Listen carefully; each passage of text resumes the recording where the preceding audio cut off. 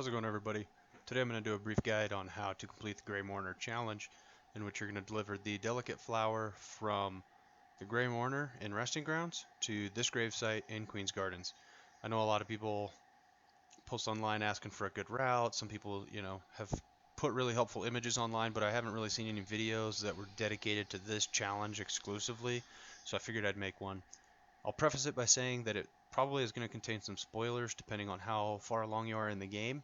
So if you don't want spoilers on areas, charms, abilities, stuff like that, just don't watch. If you don't care about spoilers, you want the help, by all means watch. Hopefully it's something helpful for you. So I'll start by saying I recommend that you start here and work your way backwards. The reason being, enemies, a lot of them, not all of them, but a lot of the harder enemies especially, will not respawn as long as you don't sit on a bench between here and there back here to deliver the flower. As you can see, I've already done it. The flowers are kind of all over the grave there. So I won't show me actually completing the challenge. This is just to show the actual path to get there, the enemies you'll fight on the way there, and how much easier it is coming back without all those added enemies there. So first I'll talk about some of the stuff you're going to need to do this challenge. You're obviously are going to have Desolate Dive. You need that just to get in the area where the Gray Mourner is. I recommend you have Shade Soul. You don't need it, but it makes it easier. It kills enemies. It's more powerful, so it kills even tougher enemies even easier. You should have Dash at this point. You should have Wall Jump. You should have Crystal Heart so you can fly. Monarch Wings for double jumps, not required, but I recommend it. I think it's way easier to use double jump in a lot of situations rather than to jump dash. And then Isthmus Tears so you can swim in acid. In terms of charms, it doesn't matter a whole lot, although I do recommend having Soul Eater or Soul Catcher so you gain more soul with the nail. And then I pair that with Shaman Stone to make my Soul Blast even more powerful. So a lot of the tougher enemies you'll see later when I go and try and use it, the enemies that typically take 2 hits with the Soul Blast will now only take 1 when you pair the Shaman Stone with the Shade Soul Blast. So now I'll just kind of go over the map really quick and what we're going to do. So we're here now at the gravesite. We're going to go through that 3-tiered room below the overgrown mound and above that bench, into Fog Canyon, up and through the Teacher's Archives, up and into Fungal Wastes. Then we'll go down and then back up through Fungal Wastes into Forgotten Crossroads. We'll go in the set of rooms below the hot spring and the bench and the stag station and the bench. Then we'll go down and we'll go up and over that vendor and bench in the bottom right of Forgotten Crossroads. We'll fly across Blue Lake. We'll go up into Resting Grounds, down into the subterranean area, and then back up to where the Gray Mourner is. A reminder, do not sit on any benches because then enemies will respawn that you've killed. So then from there we'll do the exact opposite. We'll go in reverse back to this area here. And on the way out, I'll give some tips on how to get past the thorns. I know that there were several times, even on different routes that I took. This is my second playthrough, and it took me like 6 or 7 tries using different routes before I finally decided to go to the internet for help. Found some useful information. For example, the enemies not respawning. I found that online. That's super helpful. And then found this route. I tried it. I didn't see any videos that documented this particular route, so that's why I'm making this one. Hopefully it's helpful. So with that, we'll go ahead and get started. I will say I am by no means an expert player. This is my second playthrough. I've got about 100 hours in the game so far. I still suck. Just the way it is, I guess. I play with the keyboard and mouse using X mouse to assign my nail and dash to left and right mouse buttons respectively. Maybe that's part of it, is that I'm not using a controller, but I didn't really feel like giving Steam any more of my money. So with that, we'll go ahead and get started, and I'll show you some tips to get past these. Going out, this spot right here is really just practice more than anything. You just want to practice like 10 or 15 times just coming in and out of this area until you nail down your timing for your double jumps, your jump dash, whatever. You choose to use, and I'll go over a couple different ways to do the sections. So for here, you'll just run up and just double jump onto that area, and it's just a matter of not double jumping too much, if that makes sense. So just like that, we're here. From here, you can just stand on this edge and dash to here. And then right here, I'll show you another quick little tip. So you see the little white lights or white specks in the grass, whatever they are. If you stand right here between these two on the end and you dash, you'll make it just fine. You don't have to push a direction. You don't have to do anything else. You just stand there and dash. Same thing going out. Just fine. So then we'll do that again. And then from here, it's just a double jump or a jump dash. You can choose whichever works best for you. I prefer double jump, so I'm going to do that. Just quick and easy. And like I said, more than anything, it's just practicing it when there's no pressure. Practice it without having the flower. That way you don't feel like a failure when the flower breaks. I made it here. I think of the like 6 or 7 times that I tried, there were 2 or 3 where I actually got to this point and I blew it on these thorns. And then for this last spot right here, you just drop down and dash. And what helped me was consciously thinking about letting myself fall a little bit longer than I thought I needed to, so I didn't hit the thorns on the top of the other segment. Just like that. That was actually pretty close, but you make it. So just practice that a couple times and you should be able to get to a point where you're fairly comfortable letting yourself fall and then dash into there. The other way is with Crystal Heart, which I will show you how to do that as well. I'm not as proficient with Crystal Heart. I don't like it as much for this room, so do whatever is more comfortable for you.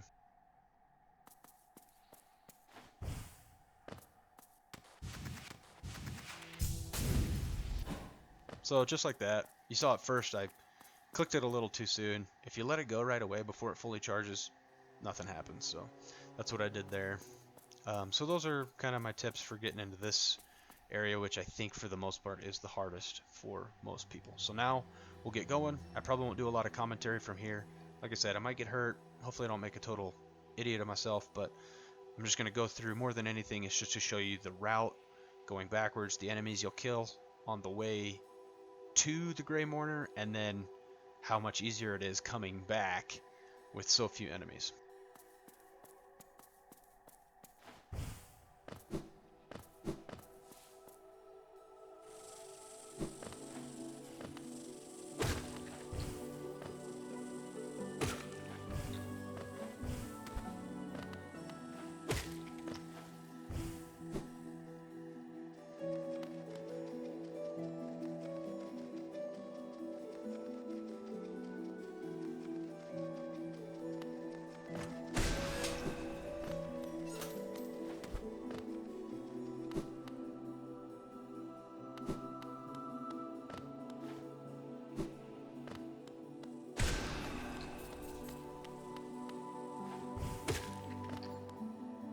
I will also add these spiky dudes. When you shoot them or the exploding bugs with your Soul Blast, they don't explode or shoot out their spikes afterwards. So that's also another reason to just use the Soul Blast on the more difficult enemies.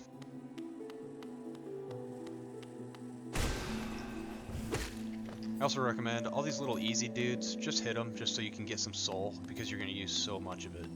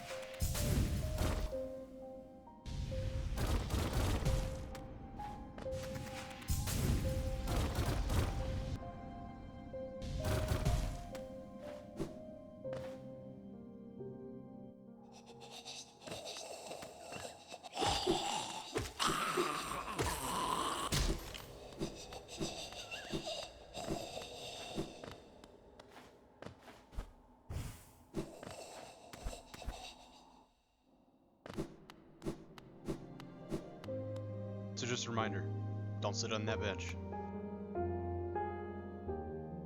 So this is where the Gray Mourner would be. He'd talk to her, you'd get the flower, and then we would do the exact thing in reverse, but with less enemies.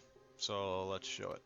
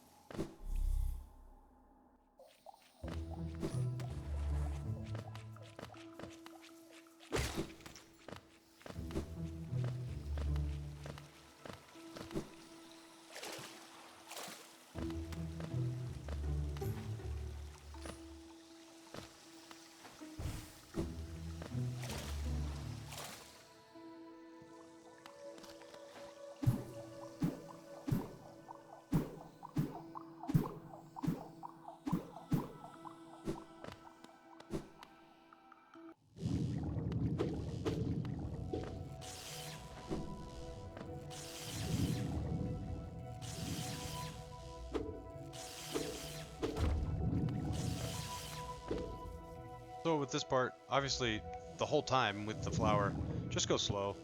You're not in a rush, you know what I mean? You want to succeed, and it doesn't matter how fast you do it. So unless you're going for like 100% super speed challenge, in which case I think this still is the fastest route if you speed through it.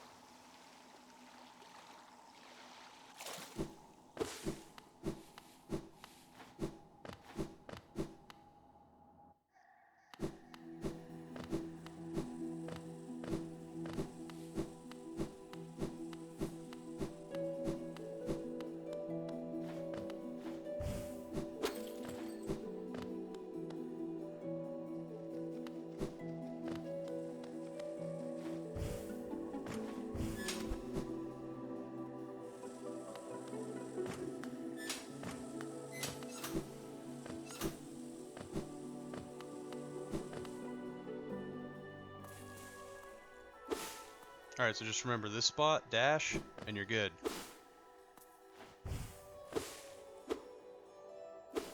Nice easy double jump to this spot, and then from here, if you need to, just take a quick break, gather your wits, and then drop down and dash over. And just like that, you've made it back here, you get the flower, you place it, you get to see what happens, and you can keep going towards your 100% completion, knowing that the hardest challenge of this game, in my opinion, is over. So hopefully this was helpful for you. Hopefully you see how much easier this route is, especially when you go backwards, take out all those enemies. I don't even know how many enemies did I kill on the way back. Like none, 2, 3, I don't know. I didn't count, I didn't keep track, but it's super easy if you start this way, go backwards, come back. So much less to deal with, and at that point it's really just a matter of platforming and just timing your jumps through this room, and then you got it. And you know what? Hey, if it takes you 2 tries, not a big deal. At least now you know the route. You have some tips, you have some tools under your belt to help you get into this room and knock this thing out. Cheers, guys.